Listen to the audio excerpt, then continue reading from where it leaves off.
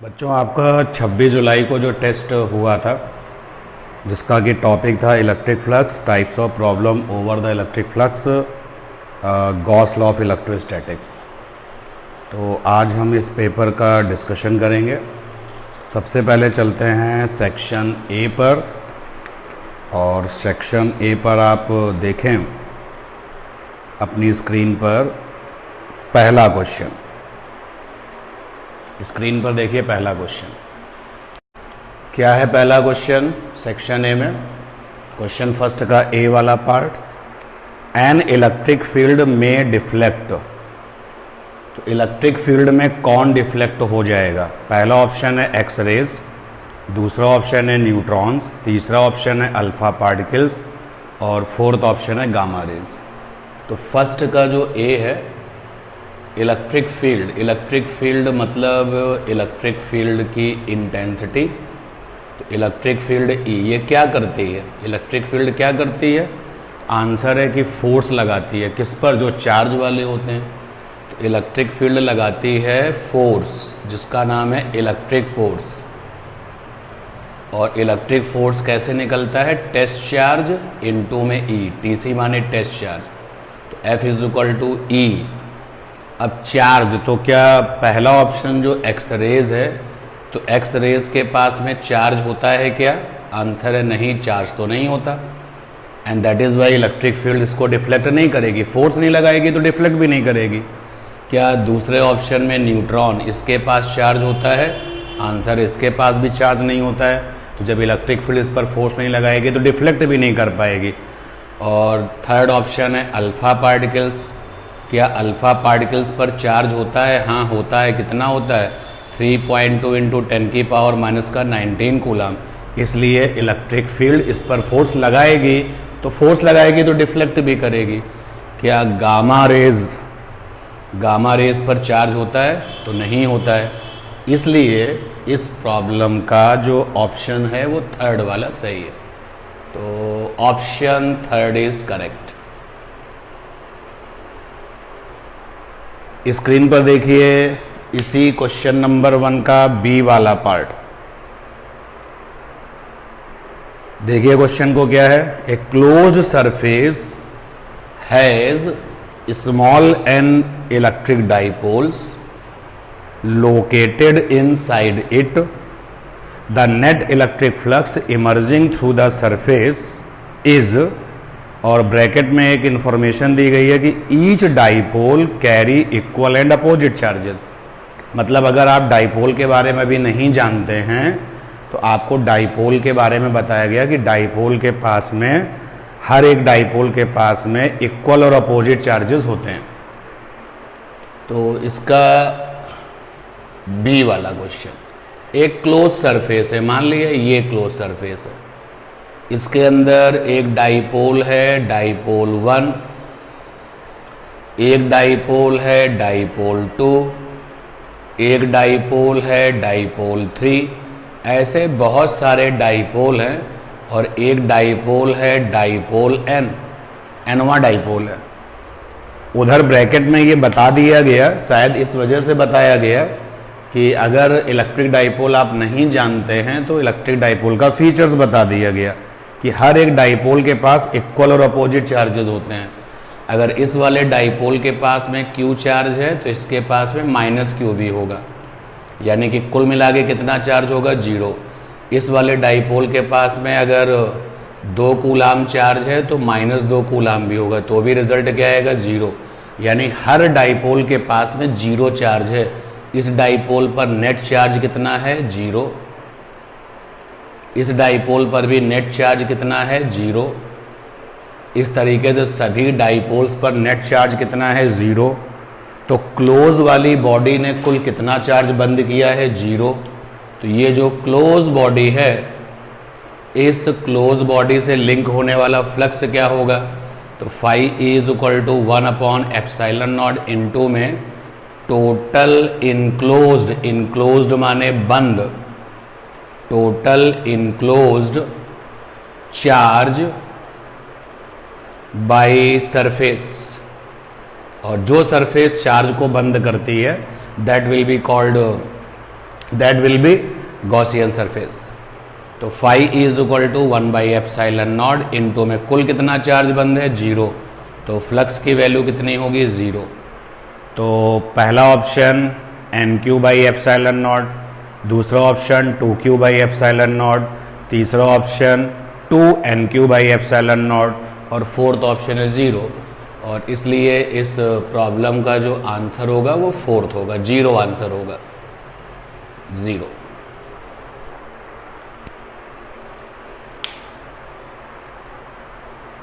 इसके बाद में आप अपनी स्क्रीन पर इसी क्वेश्चन नंबर 1 का सी वाला पार्ट देखिए।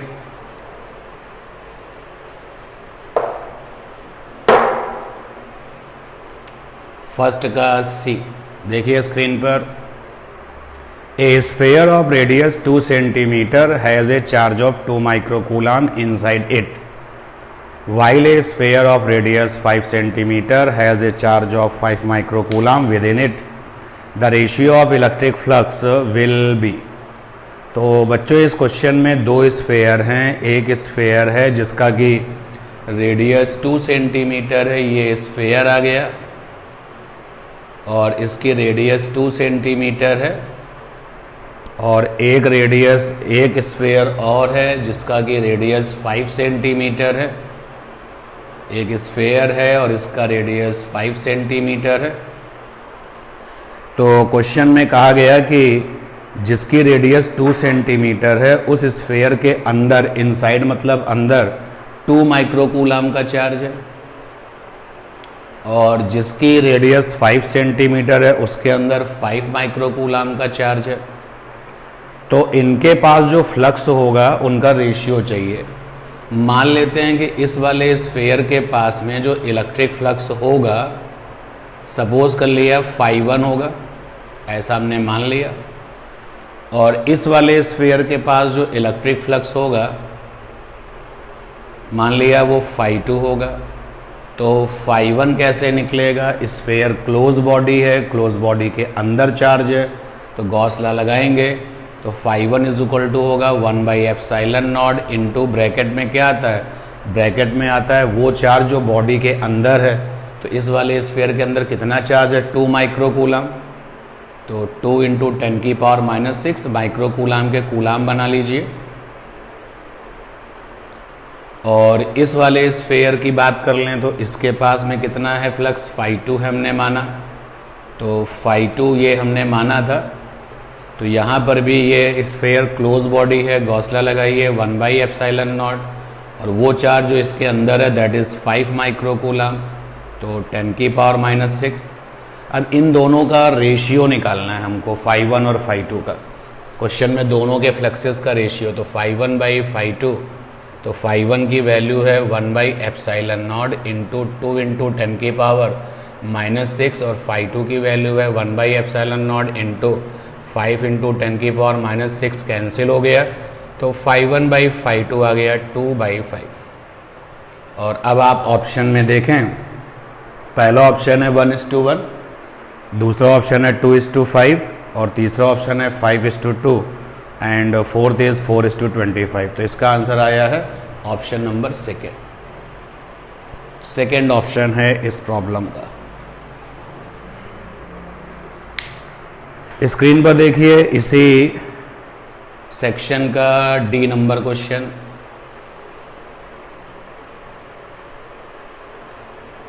इस सेक्शन का डी नंबर क्वेश्चन स्क्रीन पर देखिए क्या है। The square surface of side L metres is in the plane of paper, मतलब जो स्क्वायर है वो उसी प्लेन पर है जहां पर आपका पेपर है, मतलब स्क्वायर आपकी कॉपी पर है। कॉपी क्या होता है, पेपर होता है, और जो स्क्वायर है कॉपी इज ए पेपर, तो ये जो कॉपी वाला पेपर है स्क्वायर उसी पर है, यानी स्क्वायर उसी पर लेटा हुआ है, पेपर पर ही बना हुआ है, पेपर पे लेटा हुआ है। तो the square surface of side L metres is in the plane of paper. A uniform electric field capital E volt metre inverse also in the plane of paper is limited only to lower half of the square surface. The electric flux in SI unit associated with the surface is, पहला option है 0, दूसरा option है EL square, तीसरा option है EL square upon 2 epsilon not और fourth option है EL square by 2। तो question में अब मेरे लिए तो पेपर क्या है, मेरा बोर्ड है, आपके लिए पेपर आपकी कॉपी होगी। तो एक स्क्वायर है जो कि मेरे बोर्ड पर है, आपके लिए आपकी कॉपी पर है, ये स्क्वायर है, इसकी साइड L है। क्वेश्चन ने कहा है कि इसकी साइड L है। अब जो यूनिफॉर्म इलेक्ट्रिक फील्ड है वो भी पेपर पे ही है, यानी कि यूनिफॉर्म इलेक्ट्रिक फील्ड भी पेपर पर लाई करती है, लेकिन इस तरीके से लाई करती है कि वो स्क्वायर के आधे हिस्से में रहती है। तो स्क्वायर का आधा हिस्सा ये देखिए, ये यूनिफॉर्म इलेक्ट्रिक फील्ड भी पेपर पर है, आपके लिए पेपर और हमारे लिए यहाँ पर बोर्ड, क्योंकि हम बोर्ड पर लिख रहे हैं इसलिए पेपर का काम हमारा ये बोर्ड कर रहा है। तो यूनिफॉर्म इलेक्ट्रिक फील्ड आधे हिस्से में लगी हुई है। तो कह रहा है कि फ्लक्स की वैल्यू क्या होगी। बच्चों तो आप देख सकते हो इलेक्ट्रिक फील्ड इंटेंसिटी की चर्चा हो रही है और स्क्वायर का जो साइड है उससे एरिया की बातचीत हो जाएगी। और जब हम लोग इलेक्ट्रिक फील्ड और एरिया ये दो चीज़ें देखते हैं तो फ्लक्स का फार्मूला होता है, ये हम लोग कर रहे हैं डी वाला पार्ट, फर्स्ट का डी वाला पार्ट। तो इस जब हम लोग फ्लक्स निकालते हैं, जब इलेक्ट्रिक फील्ड होती है तो ई माने इलेक्ट्रिक फील्ड, ए माने एरिया और ये कॉस थीटा। तो ई माने इलेक्ट्रिक फील्ड, ओके, ई माने इलेक्ट्रिक फील्ड, ए माने एरिया, एरिया वो वाला जिससे कि फ्लक्स लिंक है। तो यहाँ पर क्वेश्चन में साफ साफ बोला गया कि आधा हिस्सा है स्क्वायर का, उससे फ्लक्स लिंक है। पूरे स्क्वायर का एरिया कितना होगा, तो पूरे स्क्वायर का एरिया L स्क्वायर होगा। तो आधे का कितना हो जाएगा, तो L स्क्वायर बाई 2 हो जाएगा। अब कॉस थीटा थीटा क्या होता है, तो थीटा होता है इलेक्ट्रिक फील्ड इंटेंसिटी। थीटा जो है यहाँ पर थीटा ये होता है एंगल बिटवीन कैपिटल ई माने electric field intensity and area vector. Area vector को अगर हम कैपिटल ए से लिख दें, ये लीजिए, तो इन दोनों के बीच में एरिया वेक्टर और इलेक्ट्रिक फील्ड इंटेंसिटी के बीच में बनने वाला एंगल थीटा होता है। देखो बच्चों इलेक्ट्रिक फील्ड तो ऐसी है, अब एरिया वेक्टर कैसा होगा, एरिया वेक्टर ये होगा। एरिया वेक्टर हमेशा सरफेस के साथ 90 होता है, तो जो एरिया वेक्टर होगा वो इस स्क्वायर से ऐसा होगा। जब स्क्वायर से ऐसा होगा तो ये एरिया वेक्टर इलेक्ट्रिक फील्ड के साथ कितना एंगल बनाएगा, 90 डिग्री बनाएगा, cos 90। तो cos 90 की वैल्यू क्या होती है, 0। और इसलिए इस प्रॉब्लम का जो सही आंसर है वो फर्स्ट ऑप्शन के पास है, ऑप्शन 1 इज राइट आंसर। ये फर्स्ट का डी था। इसी सेक्शन में फर्स्ट का ई वाला क्वेश्चन देखिए। फर्स्ट का ई पढ़िए, क्वेश्चन क्या है। The value of electric field lines for a given 1 coulomb charge is. 1 coulomb charge के पास कितनी इलेक्ट्रिक फील्ड लाइंस होती हैं। पहला ऑप्शन है 1.13 इंटू 10 की पावर 11, ये SI में वैल्यू है। दूसरा ऑप्शन है 1.13 इंटू 10 की पावर 11, ये CGS में वैल्यू है। तीसरा ऑप्शन है 1.13 इंटू 10 की पावर 11, ये FPS में वैल्यू है। और फोर्थ ऑप्शन है ऑल। तो फर्स्ट का जो ई है, 1 coulomb charge having electric field lines, electric field lines कितना होता है 1.13 इंटू 10 की पावर 11। और ये वैल्यू हम लोग किस में निकालते हैं, SI में निकालते हैं, इंटरनेशनल सिस्टम ऑफ यूनिट में निकालते हैं, ना कि CGS में निकालते हैं, ना ही FPS में निकालते हैं। और इसलिए ई का ऑप्शन 1 सही आंसर होगा। Option 1 is correct. जल्दी से स्क्रीन पर इसी सेक्शन का F क्वेश्चन देखिए। फर्स्ट का F स्क्रीन पर देखिए क्या है question. On increasing temperature value of dielectric constant. पहला ऑप्शन है इंक्रीज, दूसरा डिक्रीज, तीसरा रिमेन सेम और फोर्थ ऑप्शन है बोथ 1 एंड 2 यानी इंक्रीज और डिक्रीज दोनों। तो बच्चों हम जानते हैं कि जो डाइलेक्ट्रिक कांस्टेंट K होता है that is proportional to 1 upon temperature. यानी कि अगर टेम्परेचर आप बढ़ाओगे तो कैपिटल K डाइलेक्ट्रिक कांस्टेंट नीचे जाएगा, घटेगा। तो टेम्परेचर अगर आप कम करोगे, नीचे एरो मतलब कम करना, तो K आपका बढ़ेगा। और इसलिए चूंकि यहाँ टेम्परेचर बढ़ाया जा रहा है, इसलिए इसका जो सही आंसर है वो आपका है डिक्रीज, यानी कि ऑप्शन नंबर सेकेंड। सही आंसर डिक्रीज हो जाएगा। तो ये सेक्शन ए था। अब शुरू करते हैं सेक्शन बी। सेक्शन बी में क्वेश्चन नंबर सेकेंड का ए पार्ट अपनी स्क्रीन पर देखिए। What is electric flux, right its unit also. Electric flux क्या होता है और इसकी यूनिट भी लिखनी है। तो इलेक्ट्रिक फ्लक्स क्या होता है, व्हाट इज इलेक्ट्रिक फ्लक्स? तो डेफिनेशन क्या है? Total number of electric field lines which leaving, जो लीव होती हैं, बाहर जाती हैं, या फिर एंटर्स होती हैं, अंदर आती हैं, विच लीविंग और एंटरिंग और both, perpendicular to surface given और इमेजिनरी सरफेस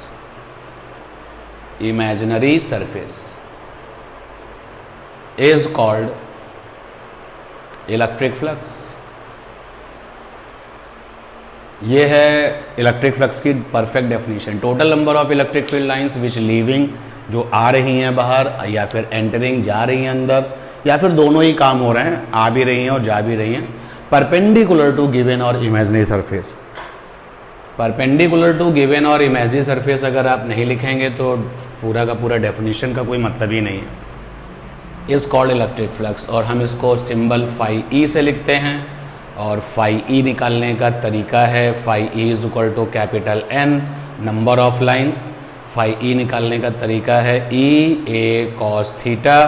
और फाई ए निकालने के कई सारे तरीके हम लोगों ने पढ़े हैं अपनी शेड्यूल्ड क्लास में। तो यूनिट पूछा गया है, तो यूनिट ऑफ फाई ई क्या हो जाएगा? तो एसआई यूनिट हो जाएगा electric field newton upon coulomb, और एरिया मीटर स्क्वायर। तो एसआई यूनिट इसका ये हो जाएगा। स्क्रीन पर आप देखिए क्वेश्चन नंबर सेकेंड है स्क्रीन पर। इसी क्वेश्चन सेकेंड का सेकेंड पार्ट यानी बी वाला पार्ट स्क्रीन पर देखिए। A surface of area 0.2 metre square is placed in a uniform electric field 5I + 10J newton per coulomb. Calculate the electric flux emerging from the surface. इस question में area दिया गया है किसी surface का, और वो भी वेक्टर में दिया गया 0.2J मीटर स्क्वायर। तो एक्चुअली ये जो दिया गया है दैट इज एरिया वेक्टर। ये एरिया वेक्टर है, एरिया वेक्टर। और जो इलेक्ट्रिक फील्ड दी गई है, 5I + 10J newton per coulomb, और फ्लक्स पूछा गया है। तो हमको ये भी पता है कि अगर इलेक्ट्रिक फील्ड वेक्टर में दी जाती है, वेक्टर मतलब IJ के है वहाँ पर इलेक्ट्रिक फील्ड की वैल्यू में, और एरिया वेक्टर में दिया जाता है, तो फ्लक्स का फार्मूला होता है E dot area vector. E dot area vector को अगर हम ए से लिख रहे हैं तो इस तरीके से बन जाएगा। अब E की वैल्यू कितनी है? 5I + 10J dot area vector की वैल्यू कितनी है? 0.2J, और डॉट में I के साथ दोस्ती करता है, J के साथ दोस्ती करता है, K के साथ दोस्ती करता है। तो यहाँ पे जब आप इनको मल्टीप्लाई करेंगे तो ये आ जाएगा 2, क्योंकि पूरा काम SI में किया जा रहा है। तो newton metre square upon coulomb solve करने पर I का I के साथ डॉट होता है, J का J के साथ डॉट होता है। तो यहाँ पे J का J के साथ डॉट होगा और ये वैल्यू आपको मिल जाएगी। तीसरा क्वेश्चन देखिए स्क्रीन पर अपनी। Right the relation between the electric flux and electric field, give the unit of electric flux. तीसरा क्वेश्चन इसी का C। रिलेशन लिखना है इलेक्ट्रिक फ्लक्स और इलेक्ट्रिक फील्ड में। तो इलेक्ट्रिक फ्लक्स और इलेक्ट्रिक फील्ड में रिलेशन क्या होता है? एक रिलेशन तो ये लिखा हुआ है बोर्ड पर, भाई phi is equal to E dot area vector. अगर आप एरिया वेक्टर को A से लिखते हैं तो ये लीजिए A, और एक फार्मूला इसी को जब हम लोग ओपन करते हैं तो EA cos थीटा बन जाता है। तो ये इस क्वेश्चन का आंसर हो जाएगा कि ये इलेक्ट्रिक फील्ड और इलेक्ट्रिक फ्लक्स में क्या रिलेशन है। तो एक ये आपको लिखना पड़ेगा, यानी कि रिलेशन बिटवीन इलेक्ट्रिक फ्लक्स यानी कि phi E and electric field यानी कि ई, ये लिखा हुआ है। और पूछा गया है कि give the unit of the electric flux. तो अभी अभी आपने देखा था कि यूनिट क्या होती है, फाई ई का यूनिट होता है, unit of phi E, E for newton upon coulomb और A फॉर मीटर स्क्वायर। जब यूनिट लिखने को आता है तो फिर आप हमेशा SI वाला यूनिट लिखते हैं। तो ये C हो गया। D वाला क्वेश्चन देखिए, C के बाद D वाला क्वेश्चन स्क्रीन पर अपनी देखिए। What is the use of Gaussian surface. Second का D, गॉसियन सरफेस का यूज क्या है, क्या होना चाहिए इसका आंसर, गॉसियन सरफेस का यूज। गॉसियन सरफेस किस काम में या क्या एप्लीकेशन है, गॉसियन सरफेस के फायदे क्या। बच्चों हमें पता है कि जो सरफेस, पहले तो हम गॉसियन सरफेस के बारे में बता दें कि गिवन या फिर imaginary surfaces become Gaussian surfaces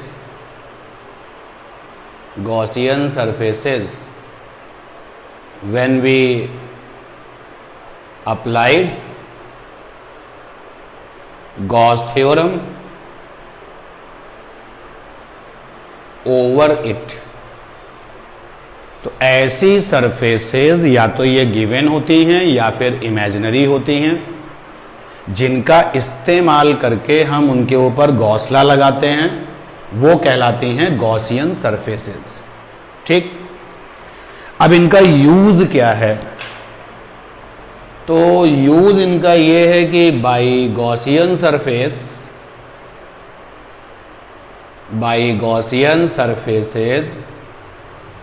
we find electric field intensity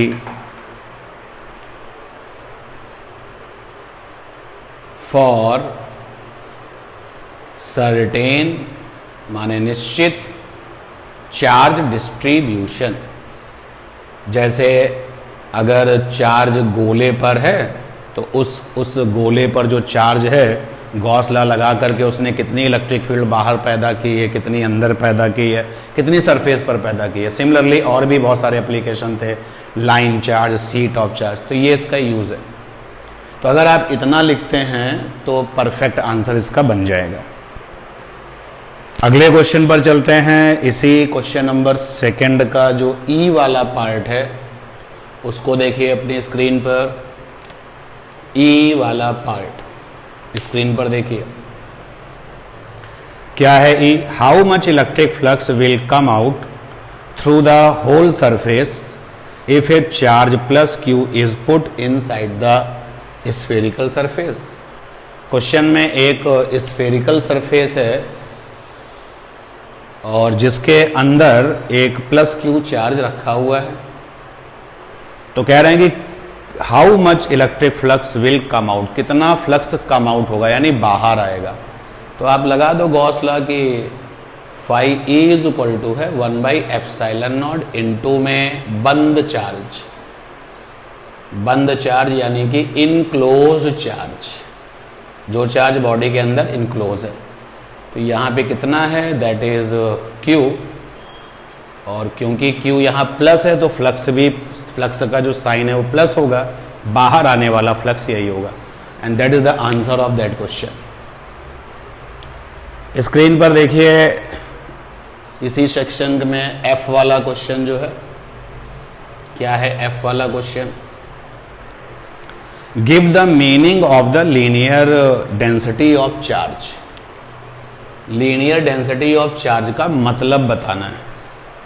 तो लीनियर चार्ज डेंसिटी क्या होता है भाई, इसकी डेफिनेशन आप लिख दो।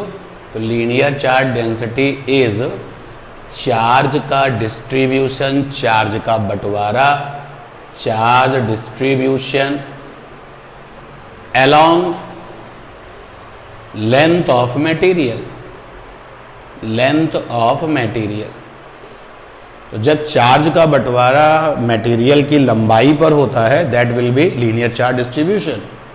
और इसका जो सिंबल है लीनियर चार्ज डेंसिटी का, तो लीनियर चार्ज डेंसिटी का सिंबल होता है लैम्डा, और लैम्डा बराबर होता है क्यू, यानी ये चार्ज, ये वाला चार्ज जो डिस्ट्रीब्यूटेड हो गया है, डिस्ट्रीब्यूटेड चार्ज है ये, और अपॉन में होता है L, L for length, length of material, length of material, and unit हो जाएगा कूलाम अपॉन मीटर। तो ये इस क्वेश्चन का कंप्लीट आंसर हुआ। तो सेक्शन भी कंप्लीट हो गया हम लोगों का। सेक्शन सी, पहला क्वेश्चन स्क्रीन पर देखिए, क्वेश्चन नंबर 3 का ए वाला part, define Gauss law of electrostatics. तो इलेक्ट्रोस्टैटिक्स का गॉस लॉ केवल डिफाइंड करना है, डिराइव नहीं करना। तो इस क्वेश्चन के लिए आपको अपने नोट्स देखने चाहिए, सी योर नोट्स। हमने आपको गॉस लॉ लिखाया है, केवल डिफाइंड करना है कि गॉस लॉ ने क्या कहा, ये नहीं बताना कि गॉस लॉ डिराइव कैसे होता है, ठीक है ना। आप इस थोड़ा सा कॉमन सेंस लगाइएगा। चलिए आगे है आपको इसी क्वेश्चन नंबर 3 का बी वाला क्वेश्चन, 3 का क्वेश्चन नंबर 3 का बी वाला पार्ट अपने स्क्रीन पर देखिए। If 17.7 picocoulomb charge is placed at the center of the cube 10 centimeter, then find the value of flux coming out from each face of the cube। तो बच्चों question में क्या है, एक क्यूब है, ये क्यूब हो गया, इसकी जो साइड है वो 10 सेंटीमीटर की है। तो क्यूब साइड है 10 सेंटीमीटर, सरफेसेस कितनी होती हैं, 6 सरफेसेस होती हैं इसके पास, 6 फेजेस होती हैं इसके पास, 6 फेस होती हैं इसके पास। इसके अंदर 17.7 पिकोकूलम का चार्ज है। तो 17.7 पिकोकूलम का चार्ज है। तो पिकोकूलम के कूलम कितने होते हैं, तो 1 पिकोकूलम इज इक्वल टू होता है 10⁻12 कूलम। इतना चार्ज है, तो कुल कितना फ्लक्स होगा क्यूब से, तो link flux with cube, with cube. तो क्योंकि क्यूब एक क्लोज बॉडी है और इसने अपने अंदर चार्ज बंद कर लिया है, तो गॉस लॉ लगा दिया जाए। ब्रैकेट में क्या होता है, वो चार्ज जो बंद है, कितना चार्ज बंद है, तो 17.7 इंटू 10⁻⁻12। अब जब आप इस क्वेश्चन को सॉल्व करेंगे तो रिजल्ट जो है ये आएगा, इतना ये रिजल्ट आएगा। और एसआई में सॉल्व हो रहा है तो यूनिट भी आप अपना लिखते चलिए। लेकिन क्वेश्चन में आपसे ये जो फ्लक्स आया, ये जो टोटल फ्लक्स आया, that flux is 2 newton metre square upon coulomb. ये किससे लिंक है, लिंक विद क्यूब। क्यूब मतलब 6 फेसेस, 6 फेसेस से लिंक है। तो एक फेस से कितना लिंक है, तो flux with 1 face, flux link with 1 face. तो हमें 6 से डिवाइड कर देना चाहिए, यानी 1/6 इंटू 5e। तो ये आ जाएगा 1/6 इंटू 2, तो that is 1/3 newton metre square upon coulomb. चलते हैं और आगे देखते हैं इसी सेक्शन का सी वाला क्वेश्चन। पढ़िए सी वाले क्वेश्चन में क्या है, ए charge of 10 microcoulomb is placed at the centre of A cuboid, calculate the electric flux passing through 1 face of the cube. बच्चों इस थर्ड के सी में मैं केवल इतना ही लिख सकता हूं, सिमिलर टू बी। बस बी में क्यूब था और सी में क्यूबाइड है, लेकिन क्यूब के पास में भी 6 फेस होती हैं और क्यूबाइड के पास में भी 6 फेस होती हैं। इसको खुद सॉल्व करना। अब जब आप सॉल्व करेंगे तो जो सी में क्यूबाइड है, क्यूबाइड में लंबाई, चौड़ाई, ऊंचाई सब अलग अलग होती है। अंदर कितना चार्ज बंद है 10 माइक्रोकूलाम का, तो टोटल फ्लक्स निकालोगे तो 1/ε0 × में वो चार्ज जो बंद है 10 माइक्रोकूलाम है वो कूलाम बना दिया। 1 माइक्रोकूलाम में कितने कूलाम होते हैं 10⁻⁻6 कूलाम, तो 10 माइक्रोकूलाम में हो जाएंगे 10 × 10⁻6 कूलाम। तो ये 1.13 10⁻11 × में 10⁻5, तो ये आ जाएगा 1.13 × 10⁻6 newton metre square upon coulomb. ये जो फ्लक्स आएगा that is link with cuboid. Cuboid मतलब 6 फेस, एक फेस से निकालना है तो 6 से क्या कर लेना, डिवाइड कर लेना। तो जब डिवाइड करोगे तो वो फिर जो आंसर मिलेगा that is the answer of questions. चलते हैं आगे और डी पर चलते हैं, इसी सेक्शन के सेक्शन सी के थर्ड के डी में। देखिए क्वेश्चन अपनी स्क्रीन पर क्या है।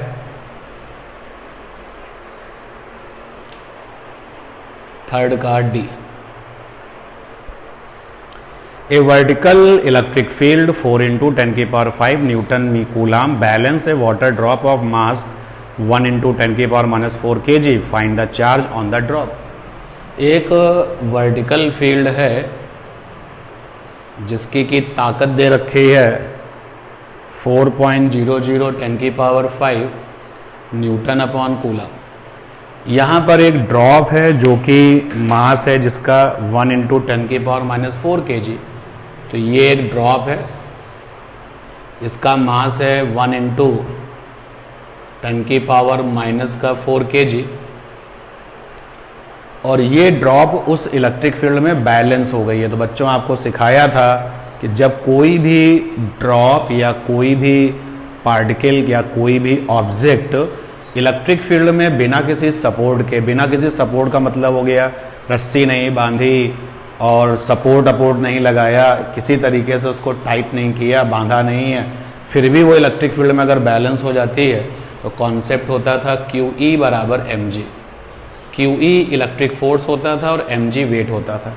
तो यहाँ से आपको क्या निकालना है क्वेश्चन में, find the charge on the drop. तो Q निकालना है, तो Q = mg/e। m कितना है 1.00 10⁻⁴, g हम 9.8 भी ले सकते हैं, 10 भी ले सकते हैं, हम यहाँ पे 10 ले रहे हैं, और e की वैल्यू है 4 × 10⁵। तो आप इसको सॉल्व कर लें, क्या आ जाएगा, ऊपर आ जाएगा 10 × 10⁻⁴, नीचे आ जाएगा 4 × 10⁵। तो ये 2 5 2 2 तो ये आ जाएगा 2.5 × 10⁻⁹ कूलम। तो ये अपना सेक्शन जो सी था वो भी कंप्लीट हो गया।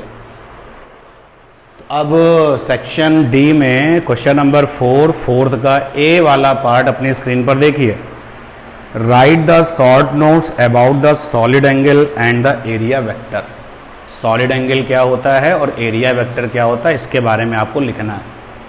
तो इसके लिए भी आपको अपने नोट्स देखने चाहिए, सॉलिड एंगल और एरिया वेक्टर के लिए। अब चलते हैं इसी सेक्शन डी के फोर्थ वाले क्वेश्चन का बी वाला पार्ट।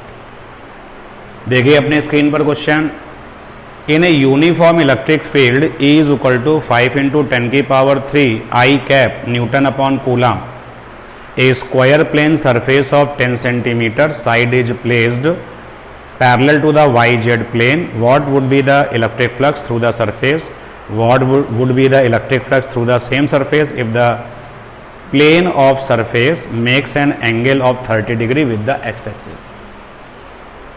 तो क्वेश्चन में इलेक्ट्रिक फील्ड है जिसकी की वैल्यू है 5 × 10⁻³ I cap Newton by coulomb, ये इलेक्ट्रिक फील्ड है। और एक स्क्वायर है, स्क्वायर जिसकी की साइड है 10 cm बाई 10 cm, मतलब स्क्वायर का जो एरिया हो जाएगा वो हो जाएगा 10 × 10 यानी 100 cm²। और ये एरिया निकालने के बाद इसको मीटर बना लो तो 10⁻⁻4 m²। तो ये स्क्वायर का एरिया आ गया, कितना आ जाएगा 10⁻⁻2 m²। अब आप देख सकते हो कि जो इलेक्ट्रिक फील्ड है उसमें ये केवल आई कैप है। तो आई कैप का मतलब हो गया कि जो इलेक्ट्रिक फील्ड है वो अलोंग द एक्स एक्सिस है। इलेक्ट्रिक फील्ड जो है वो अलोंग द एक्स एक्सिस है, ये पता चल गया। और जो ये स्क्वायर है वो वाई जेड प्लेन पर है, वाई जेड प्लेन। तो जो सरफेसेस वाई जेड प्लेन पर होती हैं, जो सरफेसेस वाई जेड प्लेन पर होती हैं, उनके एरिया वेक्टर कैसे निकलते हैं? कॉन्सेप्ट था कि अगर surfaces are in Y Z plane, तो एरिया वेक्टर था, area vector is equal to area value, और साथ में रहता था क्या? I cap. मैंने आपको 3 स्टेप्स बताए थे। तो वाई जेड प्लेन पर अगर कोई सरफेस है तो उसका एरिया वेक्टर ऐसे निकलता था। अब अपना जो ये स्क्वायर है वो क्वेश्चन में वाई जेड प्लेन पर है, तो इसका एरिया वेक्टर क्या हो जाएगा? तो एरिया वेक्टर ए बराबर एरिया वैल्यू कितनी है? ये है 10⁻², साथ में क्या हो गया? आई कैप। तो अब इलेक्ट्रिक फील्ड भी हमको पता है और एरिया वेक्टर भी हमको पता है। फ्लक्स निकालना है, तो फ्लक्स बराबर हो जाएगा ई डॉट एरिया वेक्टर। ई की वैल्यू पुटअप कर दीजिए, कितनी है? तो ई की वैल्यू है 5 × 10⁻³ आई कैप, डॉट एरिया वेक्टर की वैल्यू है 10⁻² आई कैप। डॉट में आई डॉट आई 1 हो जाता है, तो ये सॉल्व करके 50 आ जाएगा newton metre square upon coulomb. ये आपका फ्लक्स आ गया।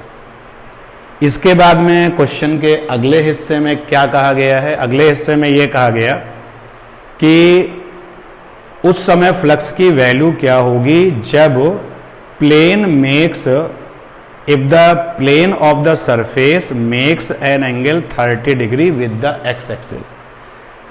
अब इस क्वेश्चन के लिए हमें हल्का सा एक सपोर्टिंग डायग्राम भी बनाना पड़ेगा।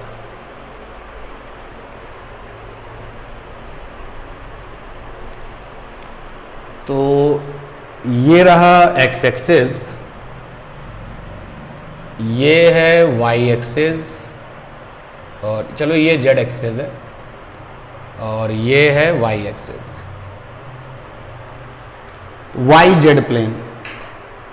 आप ऐसे समझो कि हमारा हाथ स्क्वायर है, तो ऐसे रखा हुआ है भाई, वाई एक्सिस इस तरफ जाएगा। अगर हम 3D की बात करें, या आपको और भी तरीका है, इसको अगर मैं वाई एक्सिस मान लूं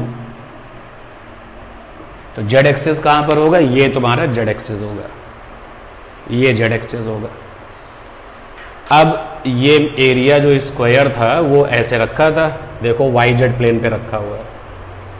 अब जब ये पहले रखा था तो वो क्वेश्चन तो डिस्कस हो चुका है। अब आगे कहता है कि फ्लक्स की वैल्यू क्या होगी? What would be the electric flux through the surface if the plane of the surface makes an angle 30 degree with the X axis. तो ये हमारा हाथ जो है स्क्वायर है, और ये झुकने लगा झुकने लगा झुकने लगा झुकने लगा, और एक्स एक्सिस से 30 डिग्री बना रहा है।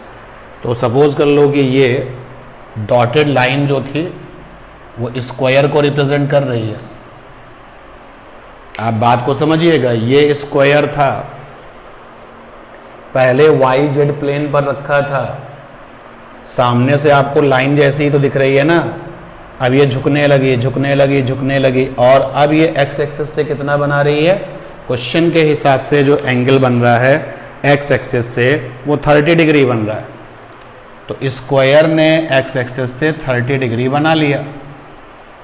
तो एरिया वेक्टर क्या करेगा? एरिया वेक्टर कितना इलेक्ट्रिक फील्ड से एंगल बनाएगा? तो एरिया वेक्टर तो स्क्वायर पर हमेशा या किसी भी सरफेस पर हमेशा 90 डिग्री होता है। ये देखो मैंने एरिया वेक्टर बनाया, ये एरिया वेक्टर है, ये सरफेस से 90 डिग्री बनाता है हमेशा। तो एरिया वेक्टर इलेक्ट्रिक फील्ड के साथ कितना एंगल बनाएगा? इलेक्ट्रिक फील्ड, तो वो कैलकुलेट करना है। मतलब हमको ये वाला एंगल चाहिए। देखो बच्चों, ये भी 90 होगा और ये भी 90 होगा।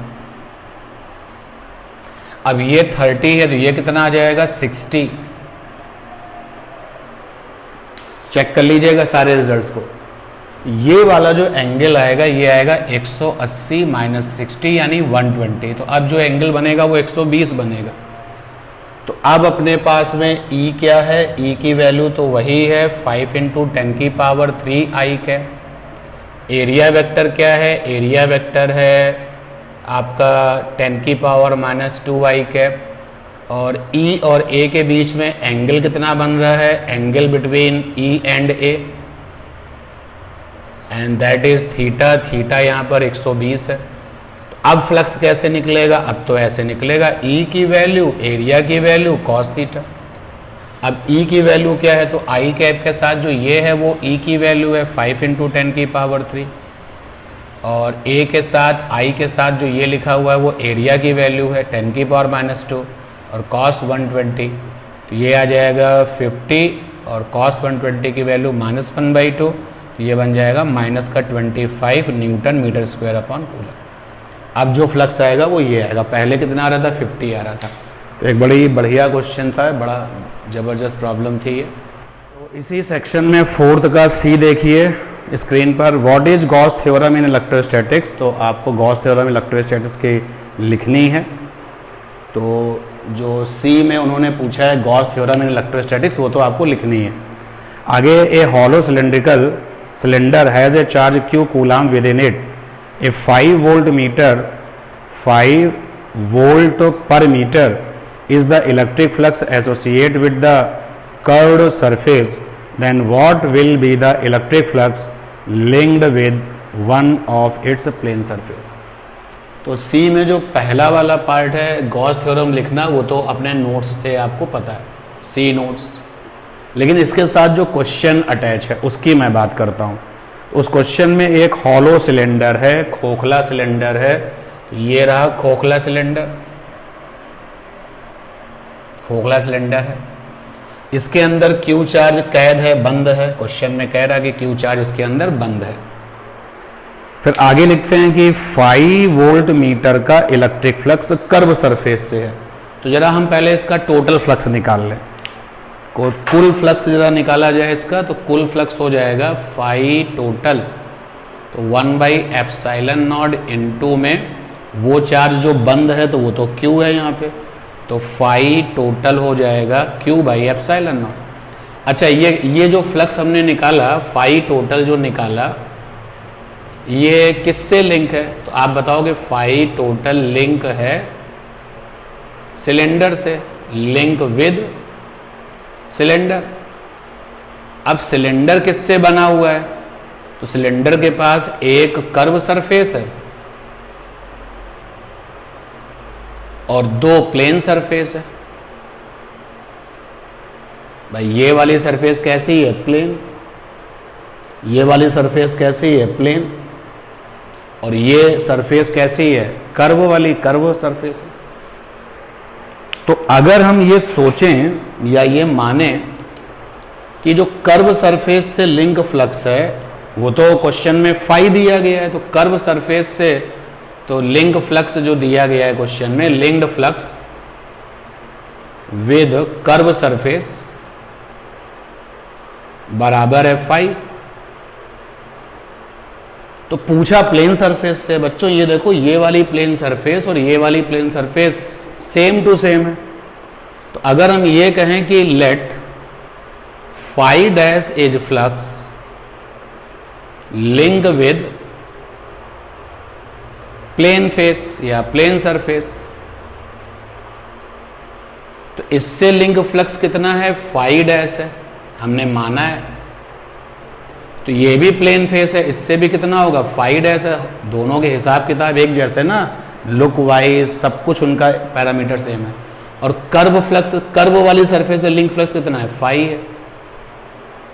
तो जब ये टोटल फ्लक्स पूरे सिलेंडर से लिंक है और सिलेंडर के पास ये सरफेसेस हैं, तो आप जरा टोटल फ्लक्स निकालो तो कैसे निकलेगा, phi plus phi dash plus का फाई डैश। भाई फाई टोटल कैसे निकलेगा, सबका मिला करके। तो कर्व सरफेस से कितना फ्लक्स है, क्वेश्चन में फाई है, और प्लेन सरफेस से कितना है, हमने फाई डैश माना है। तो इस वाली प्लेन का भी फाई डैश, इस वाली प्लेन का भी फाई डैश, तो फाई डैश फाई डैश। और ये यहाँ से आ गया Q बाई एप्सिलॉन नॉट, तो ये आ जाएगा 5 plus 2 phi dash is equal to Q by epsilon not.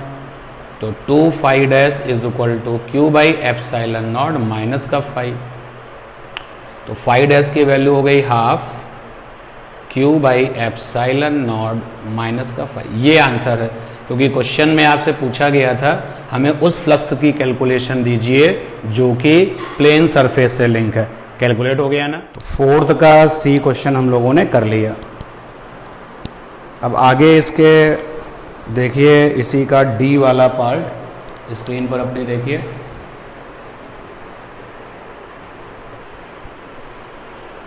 क्या है डी वाले पार्ट में? एक ड्रॉप है, a drop of water of radius 10 की पावर माइनस का 4 centimetre is freely hanging in air in the electric field of 500 newton per coulomb.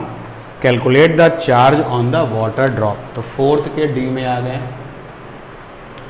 Question में एक वाटर की ड्रॉप है, वाटर ड्रॉप है ये, और ये जो वाटर ड्रॉप है इसके पास रेडियस कितनी है? तो रेडियस है 10 की पावर माइनस का 4 सेंटीमीटर। और एक बार फिर से इलेक्ट्रिक फील्ड E बराबर 500 न्यूटन पर कूलम। इस इलेक्ट्रिक फील्ड में पानी की जो ये बूंद है वो बिना किसी सपोर्ट के आराम से बैलेंस है, लटकी हुई है, एयर में लटकी हुई है बिना किसी सपोर्ट के। तो कैसा ये चमत्कार हो पाएगा? QE बराबर mg से हो पाएगा।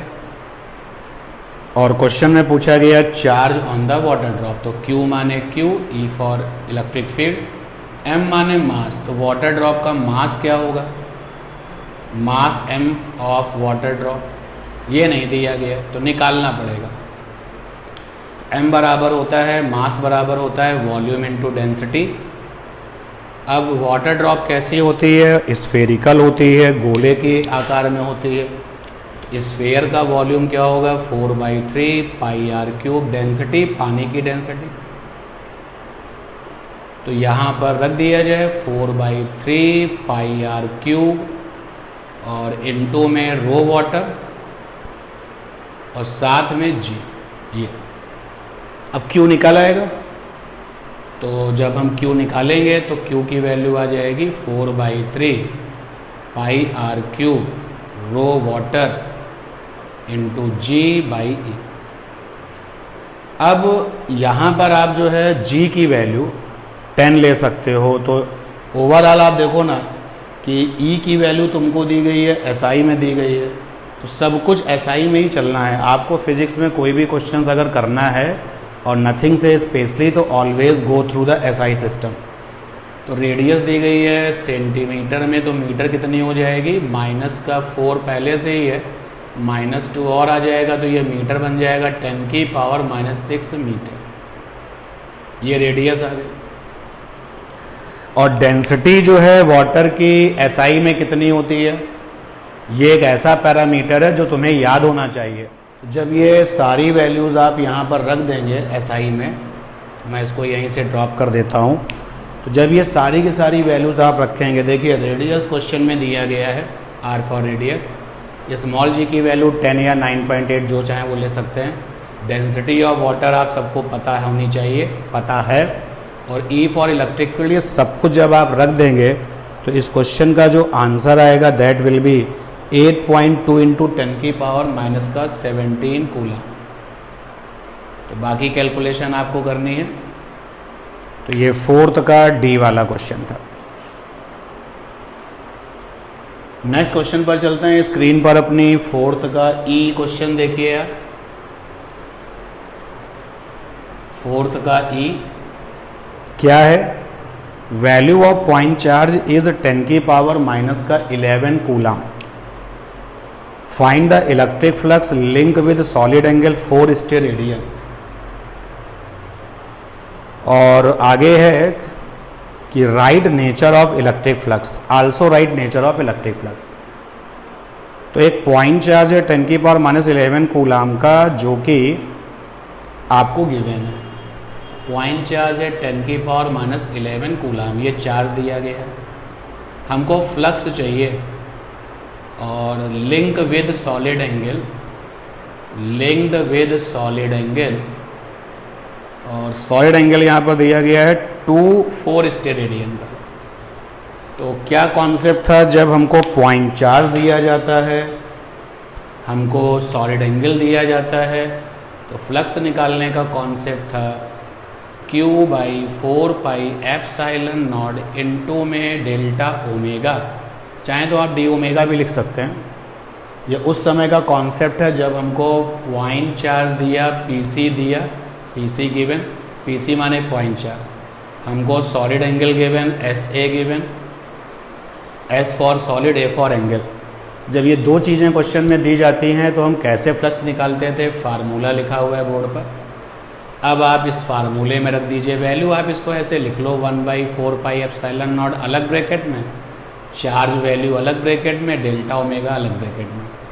1/4πε0 की वैल्यू होती है 9 × 10⁻⁹ और Q माने चार्ज 10⁻11, ओमेगा माने 4, ये आ जाएगा 36 × 10⁻⁻2 newton metre square upon coulomb. ये आंसर आ गया। तो फोर्थ का ई कंप्लीट हुआ। अब सेक्शन डी है, लेकिन क्वेश्चन है आपका 5। तो सेक्शन डी क्वेश्चन नंबर 5, और आप देखिए अपनी स्क्रीन पर 5 का ए वाला पार्ट, 5 का ए वाला पार्ट अपनी स्क्रीन पर देखिए। A sphere S1 of radius R1 encloses a charge capital Q. If there is another concentric sphere of radius R2 greater than R1, and there be no addition of charge between S1 and S2, find the ratio of electric flux through S1 and S2. तो question में diagram बना हुआ है, आप देख सकते हैं कि एक स्फीयर S1 है ये, और सेंटर कॉमन के साथ एक स्फीयर और है S2, ये सेंटर इसका कॉमन है। S1 वाले की रेडियस R1 है, S2 की रेडियस R2 है, और किसी भी तरीके का इन दोनों के बीच में कोई चार्ज नहीं है, यानी इन दोनों के बीच में जो जगह है यहाँ कोई चार्ज नहीं है। एक चार्ज कैपिटल Q इसके अंदर है ये, तो दोनों स्फीयर से लिंक होने वाला जो फ्लक्स है उसका रेशियो चाहिए। तो सबसे पहले flux phi E link with S1, मान लिया कि वो फाई S1 है, और फाई ई का मतलब इलेक्ट्रिक फ्लक्स है बच्चों, तो phi E electric flux link with S2, वो मान लिया फाई S2 है। तो फाई S1 कैसे निकलेगा, गॉस थ्योरम जिंदाबाद, कि जो चार्ज बंद है 1/ε0 उसके साथ लगा दो तो ये Q आएगा, Q/ε0। क्योंकि क्वेश्चन 3 मार्क्स में है तो थोड़ा सा अच्छे से एक्सप्लेनेशन के साथ आपको इस क्वेश्चन को सॉल्व करना चाहिए। तो फाई S2 ज़रा निकालिए, S2 ने कितना चार्ज बंद किया है, तो S2 ने भी यही Q बंद किया है, कोई एक्स्ट्रा तो बंद नहीं किया।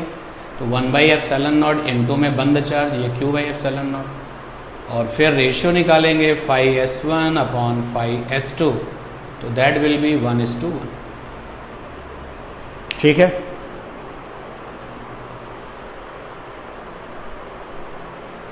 फिफ्थ का बी देखिए स्क्रीन पर अपनी। The electric flux through an area 2.5 × 10⁻³ I cap metre square lying in an electric field of intensity 20 I cap plus 40 J cap volt upon meter each। तो 5 का बी, आपको फ्लक्स निकालना है, आपको एरिया वेक्टर दिया गया है, एरिया वेक्टर को आप ए से लिखते हैं, एस से भी लिख सकते हैं, तो वो दिया है 2.5 × 10⁻³ I कैप मीटर स्क्वायर, और इलेक्ट्रिक फील्ड दिया गया है 20 I cap plus 40 J cap volt per metre, और आपको फ्लक्स निकालना है। Again this is the problem in 3 marks, तो थोड़ा सा अच्छे से पूरा एक्सप्लेनेशन के साथ। तो फ्लक्स बराबर होता है ई डॉट एरिया वेक्टर। ई की वैल्यू कितनी है, तो 20 आई कैप प्लस 40 जे कैप। डॉट एरिया वेक्टर की वैल्यू कितनी है, 2.5 इंटू 10⁻³ आई कैप। और डॉट में आई के साथ मल्टीप्लाई करता है, जे से तो कोई मतलब है ही नहीं, तो इन दोनों का मल्टीप्लाई होगा। जे से मल्टीप्लाई कराओगे तो 0 ही बन जाएगा, तो क्या मीनिंग, उसका कुछ मीनिंग नहीं है। तो ये आ जाएगा 20 इंटू 2.5 10⁻³ आई डॉट आई हो गया 1। ये आ जाएगा 50 into 10⁻³ newton metre square upon coulomb. ये 5th का बी हो गया। इसके बाद में अपनी स्क्रीन पर 5th का सी वाला क्वेश्चन देखिए।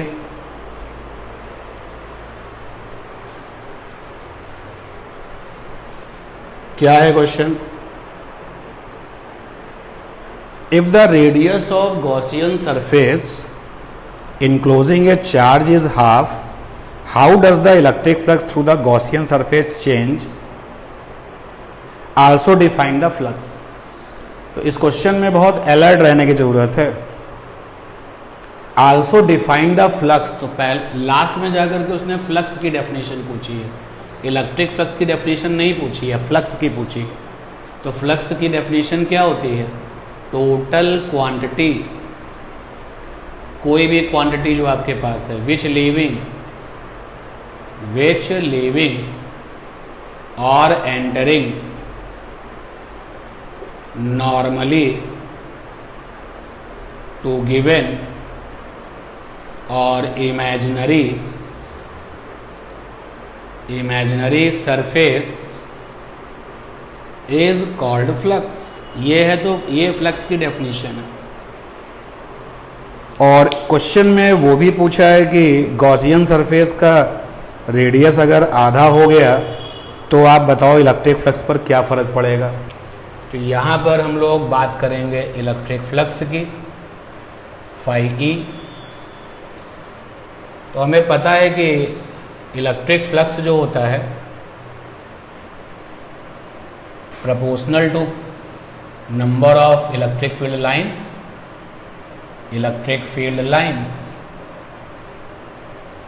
और इलेक्ट्रिक फील्ड लाइंस को हम n से लिखते हैं।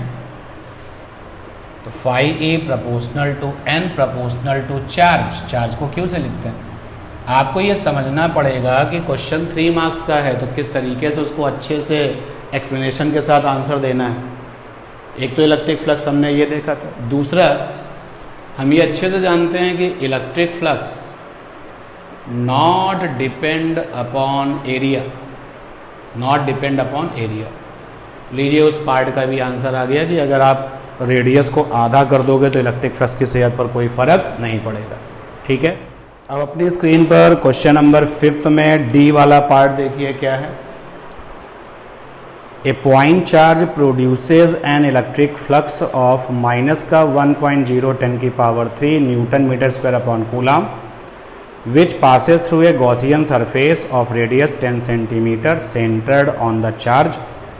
Compute the point charge. If the radius of the sphere were doubled, how much flux would pass through the surface? Epsilon not की वैल्यू दे रखी है।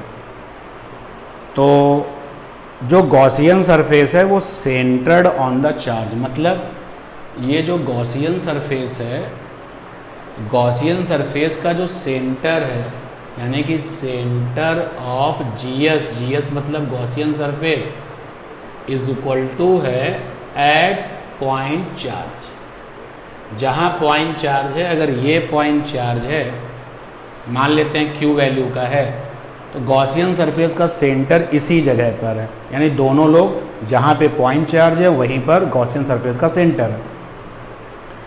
और इससे जो फ्लक्स की वैल्यू है, ये जो गॉसियन सरफेस है अपनी, जीएस मतलब गॉसियन सरफेस, इससे जो लिंक फ्लक्स है दैट इज -1.0 इंटू 10⁻³ आगे newton metre square upon coulomb. Negative में ये बताया जा रहा है कि जो फ्लक्स है वो इनवर्ड है, अंदर जाने वाला है, एंटर करने वाला है। तो आपके गॉस लॉ से क्या होता है फंडा, 1/एप्सिलॉन नॉट इनटू में जो चार्ज बंद है यहाँ लिखा जाता है, कितना चार्ज बंद है यहाँ पे, क्यू चार्ज बंद है, माना हुआ है आपने। तो माइनस का 1.0 10 की पावर 3, तो यहाँ से Q की वैल्यू आएगी 1.0 10 की पावर 3 इंटू एप्सिलॉन नॉट, और एप्सिलॉन नॉट की वैल्यू लिख देंगे तो ये आ जाएगा 1 इंटू 1.0 इंटू 10 की पावर 3 और 8.85 10 की पावर माइनस का 12। तो ये Q आ जाएगा 8 पॉइंट माइनस में ही आएगा 8.85 इंटू 10 की पावर माइनस का 9 कूलम। ये तो एक पार्ट हो गया कि चार्ज की वैल्यू कितनी बंद है वो निकल गई। अब अगले पार्ट में कह रहे हैं कि जो रेडियस थी इस गॉसियन सरफेस की उसको हमने दुगना कर दिया। तो रेडियस को अगर आपने दुगना कर दिया गया है तो फ्लक्स पर क्या फ़र्क पड़ेगा, तो आप जानते हैं कि when radius become twice then flux phi e remains same। ये दूसरे पार्ट का आंसर होगा। तो चलते हैं सेक्शन डी के लास्ट क्वेश्चन पर, फिफ्थ का ई। देखिए अपनी स्क्रीन पर फिफ्थ का e question. A spherical Gaussian surface encloses a charge 8.85 into 10 की power minus 12 coulomb. Calculate the electric flux passing through the surface if the radius of a Gaussian surface is half, how would the flux change. First part में calculate the electric flux, दूसरे part में radius के आधा होने से। तो उसी तरीके का क्वेश्चन है यहाँ पर फिफ्थ का ई। कितना चार्ज है, Q बराबर है 8.85 10 की पावर माइनस 12, ये चार्ज जो कि बंद है गॉसियन सरफेस में। तो सबसे पहले में फ्लक्स पूछा गया, तो फ्लक्स बराबर होता है 1/एप्सिलॉन नॉट इनटू में वो चार्ज जो बंद है, इनक्लोज्ड है जो चार्ज। अब कितना चार्ज बंद है देख सकते हो, 1.13 10 की पावर 11। कितना चार्ज बंद है, 8.85 10 की पावर माइनस 12। और इसको आप सॉल्व कर लें तो सॉल्व करने पर इसकी वैल्यू आपको मिल जाएगी। एक आंसर तो ये आ जाएगा। क्या आएगा सॉल्व करने पर आंसर, ज़रा चेक करके बताओ मुझे। ये आंसर आपको इसका मिल जाएगा। अब इसके आगे जो सेकेंड पार्ट है, जो रेडियस को आधा दिया गया है, तो फिर से आपका बार बार इस पेपर में आपको मौका मिल रहा है उन चीज़ों को रिकॉल करने का जो सबसे ज़्यादा इम्पोर्टेंट है। हमने पढ़ा है कि जो फ्लक्स होता है phi e not depend upon area, not depend upon area. ये आपका फिफ्थ का ई वाला पार्ट में। अब चलते हैं सेक्शन ई में और सेक्शन ई को देखते हैं बच्चों। अब हम लोग सेक्शन डी में चलते हैं और सेक्शन डी में अपनी स्क्रीन पर आप देखिए क्वेश्चन नंबर 6। क्या है question number 6? Figure shows a close surface surrounding some electric charges. What is the net electric flux through the surface? Is the flux directed inward और आउटवर्ड फ्रॉम द सरफेस? तो question में एक surface दिखाई जा रही है कुछ इस तरीके की। इसके अंदर एक चार्ज है माइनस का 6.7 माइक्रोकूलम। एक चार्ज है प्लस का 3.2 माइक्रोकूलम। एक चार्ज यहाँ पर है प्लस का 6.7 माइक्रोकूलम और एक चार्ज यहाँ पर है माइनस का 3.2 माइक्रोकूलम।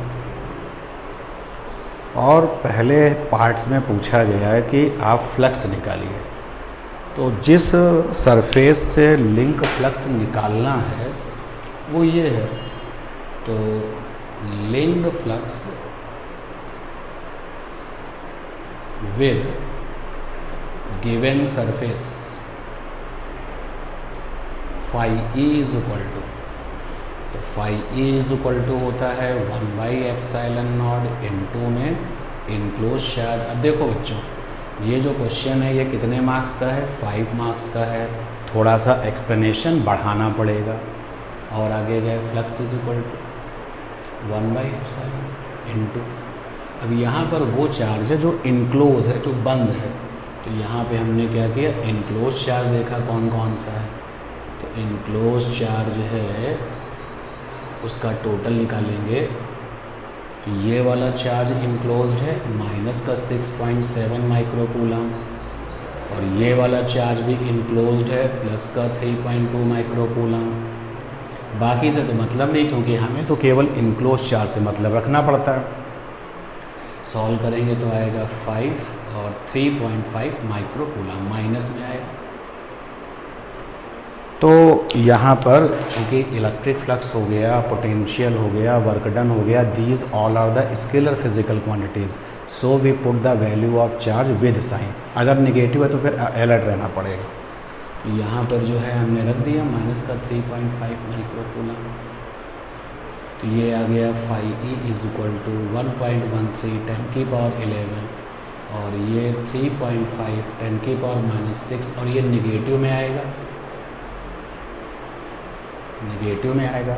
निगेटिव में आने का मतलब जो फ्लक्स है वो इनवर्ड है। और जब आप इसको सॉल्व करोगे तो ये आ जाएगा 10⁵ और 1.13 और 3.5 ज़रा सॉल्व करके देखिए कितना आएगा। 1.13 इंटू 3.5, ये आ जाएगा आपका 3.955, माइनस का 3.955, नियर अबाउट 4 लिख सकते हो आप। 4 इंटू 10⁵ तो फ्लक्स आ गया newton metre square upon coulomb. अब उसने अगले पार्ट में पूछा कि नेचर कैसे है। चूँकि निगेटिव में आया है फ्लक्स तो इनवर्ड होगा। तो नेचर ऑफ फ्लक्स कैसा होगा? Nature of flux will be inward. तो जब क्वेश्चन के मार्क्स बढ़ जाते हैं तो फिर रिस्पॉन्सिबिलिटी होती है कि आप उसका एक्सप्लेनेशन थोड़ा सा बड़ा कर दें।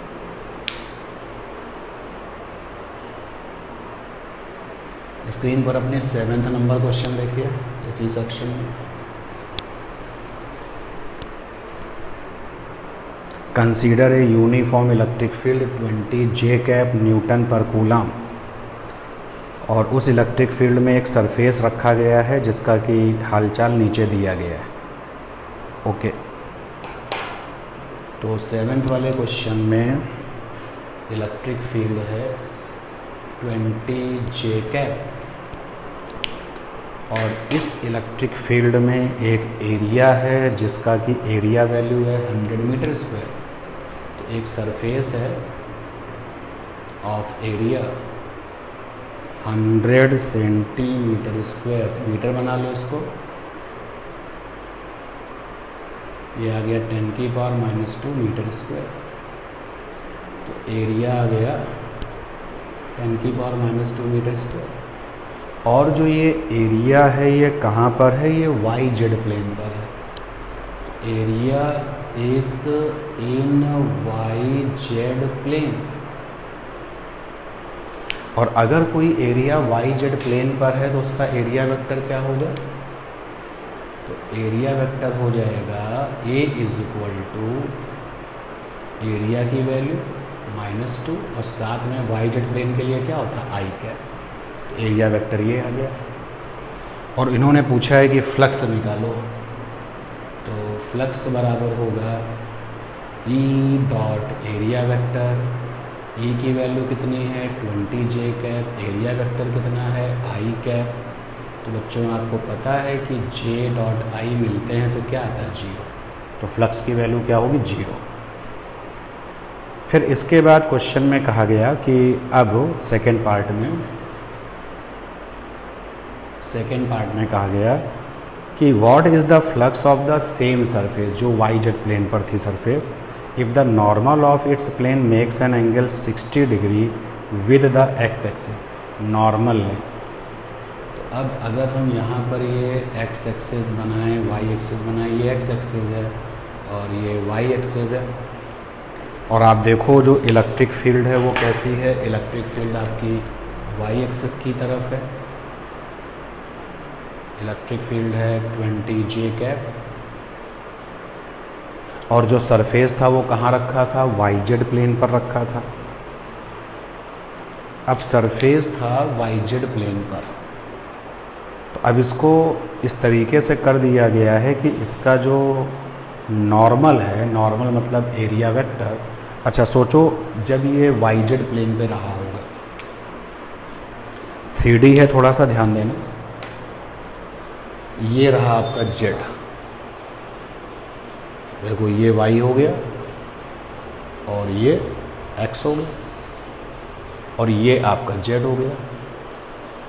तो पहले जो सरफेस था वो वाई जेड प्लेन पर था, तो एरिया वेक्टर किधर जाएगा, एक्स एक्सिस पर जाएगा।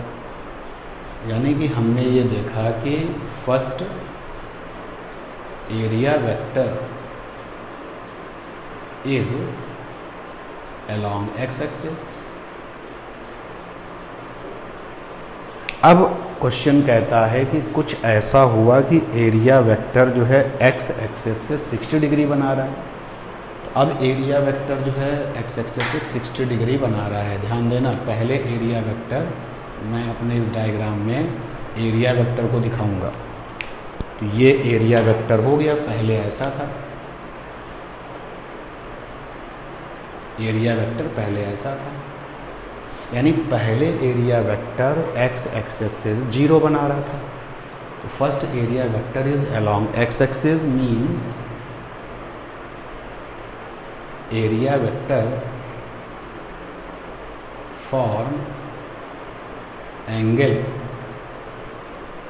0 degree with x axis, 0 degree with x axis. पहले एरिया वेक्टर तो ये काम कर रहा था।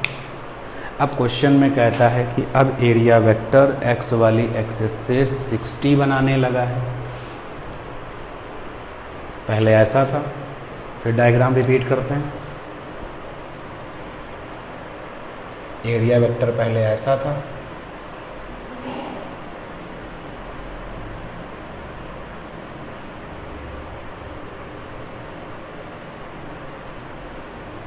अब एरिया वेक्टर 60 कैसे बनाएगा, तो एरिया वेक्टर ऐसे टिल्ट करेगा।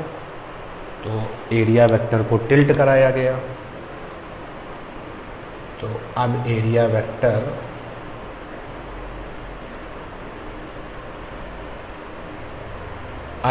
वेक्टर x से 60 बनाने लगा।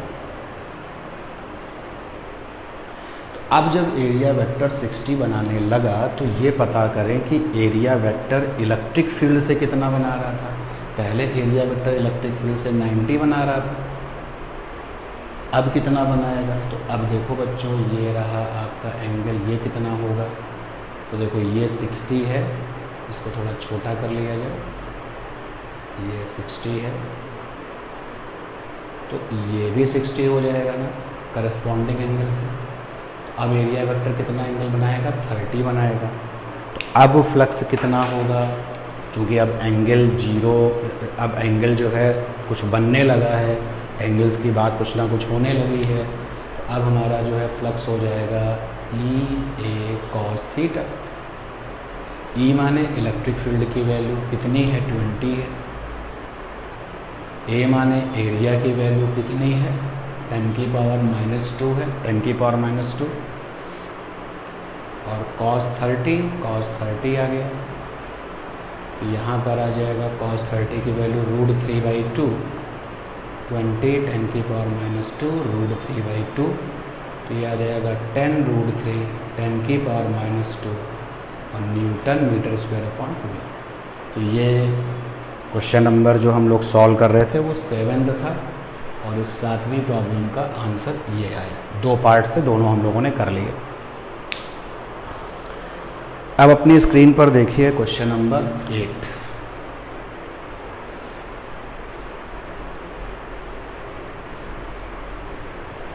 क्या है क्वेश्चन नंबर 8?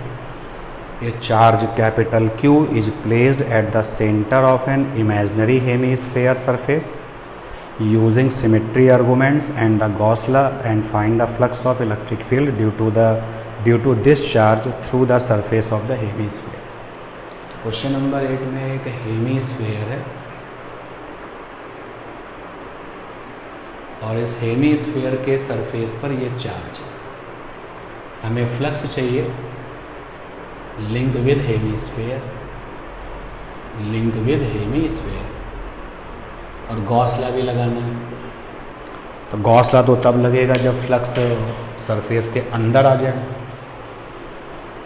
तो क्या करते हैं, अगर चार्ज किसी क्लोज बॉडी के अंदर नहीं है, सरफेस पर रखा हुआ, जैसे कि ये हेमीस्फीयर है, अगर चार्ज यहाँ होता तो अंदर हो जाता, बट ये तो सरफेस पर रखा हुआ है। तो हम अपनी इमेजिनेशन से इस चार्ज को बंद करते हैं, और इमेजिनेशन में हम गॉसियन सरफेस जो लेते हैं बिल्कुल वैसी ही लेते हैं जैसे सामने वाली है। सामने वाली कैसी सरफेस है, हेमी स्फीयर, तो हमारी इमेजिनेशन में क्या आएगा, हेमी स्फीयर। तो लीजिए ये हमने इमेजिन कर लिया। फिर क्वेश्चन कितने मार्क्स का है, 5 मार्क्स का है, and that is why explanation should be perfect. मैंने हेमी स्फीयर इमेजिन कर लिया, ये हमारा इमेजिनरी हेमीस्फीयर और ये गिवन वाला हेमीस्फीयर। अब चार्ज बंद हो गया है तो फ्लक्स की वैल्यू निकाल लीजिए। तो टोटल फ्लक्स तो ये हो जाएगा 1/ε0 इंटू में वो चार्ज जो बंद है Q/ε0, ये आ गया। अब एक बार फिर से ये जो फ्लक्स आपने निकाला है वो किससे लिंक है, आंसर है वो इससे भी लिंक है। ये जो है ये लिंक्ड फ्लक्स है, लिंक्ड फ्लक्स है with given hemisphere, given hemi and imaginary hemisphere. लेकिन बच्चों आपको जो स्फीयर दिया गया वो तो हाफ ही दिया गया है, आपको तो केवल ये वाला दिया गया, ये तो दिया नहीं गया। तो ये जो फ्लक्स निकल के आया है ये कितने लोगों ने लिंक किया है, 2 लोगों ने लिंक किया। तो एक से कितना लिंक होगा, तो इसलिए इफेक्टिव फ्लक्स आ जाएगा, effective flux is equal to total flux ऊपर लिखते हैं Q/ε0, नीचे कुल कितनी सरफेसेस थी वहाँ पे 2, Q/2ε0। इस तरीके से ये जो क्वेश्चंस था वो सॉल्व हो गया। देखिए अपनी स्क्रीन पर 9th number question, question number 9th में क्वेश्चन के 2 पार्ट हैं। इस बार का जो टेस्ट था वो टॉपिक जो थे वो काफ़ी कम थे, तो इतने टॉपिक में इस पूरे पेपर को बना पाना मुश्किल हो रहा था, इसलिए जो और के साथ चॉइस होती थी सेक्शन ई में वो हमने नहीं दी है। फिर भी 9th में क्वेश्चन है कि देखिए स्क्रीन पर अपनी, right Gauss law of electrostatics and derive it's all cases. तो ये तो आपको खुद करना पड़ेगा, गॉस लॉ डिराइव करना और उसके सारे केसेस करना। ये नोट्स में आपको बताया गया, शेड्यूल्ड क्लास जो थी आपकी उसमें बताया गया। इसके साथ जो और के साथ क्वेश्चन है वो वाला क्वेश्चन देखिए अपनी स्क्रीन पर। ए charge capital Q is placed at A distance a/2 above the center of the horizontal square surface of edge मतलब side small a as shown in the figure. Find the flux of the electric field. Find the flux of the electric field through the square surface. Question में आपके पास एक square है, इसकी जो as है, as का मतलब हो गया साइड, वो A है, A है, A है। इससे a/2 की ऊंचाई पर चार्ज Q है और हमें लिंक फ्लक्स चाहिए। तो फिर एक बार हम लोग सिमेट्री कंसेप्ट का इस्तेमाल करते हैं और उसमें जैसी सरफेस है उसी तरीके की इमेजिनेशंस करते हुए हम पहले चार्ज को बंद करेंगे ताकि गॉस लॉ लगा पाए। एक स्क्वायर हमने यहाँ पर इमेजिन कर लिया, एक स्क्वायर हमने यहाँ पर इमेजिन कर लिया। देखो ये गिवन वाला था, ये इमेजिन बंद हुआ, चार्ज अभी नहीं। एक ऊपर इमेजिन कर लिया और एक सामने की तरफ से इमेजिन करेंगे और एक पीछे आएगा तब बंद होगा। तो 1 given square and 5 imaginary square मिल करके इनक्लोज करेंगे, इनक्लोज इज चार्ज क्यू। तो जैसे ही चार्ज बंद हुआ तो फ्लक्स कितना हो जाएगा, फ्लक्स हो जाएगा 1/ε0 इनटू में क्यू। ये फ्लक्स आ गया। अब एक बार फिर से फ्लक्स ये जो आया है कितने लोगों से लिंक है, तो बच्चे 5 इमेजिनरी वाले और एक गिवन 6 लोगों से लिंक है। तो एक स्क्वायर से कितना लिंक होगा, तो effective flux is equal to total flux जो आपने निकाला है वो ले लेते हैं। ऊपर होता है टोटल फ्लक्स और नीचे होता है टोटल बॉडीज, टोटल सरफेसेस। यहाँ पे टोटल फ्लक्स है Q/ε0, टोटल बॉडीज कितनी है 6, Q/6ε0। ये आंसर हो गया। ये था आपके इस पेपर का डिस्कशन।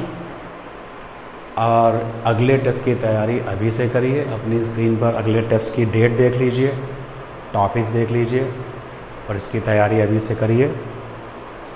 मिलते हैं आपसे नेक्स्ट वाली क्लास में, नेक्स्ट वाले टेस्ट डिस्कशन में।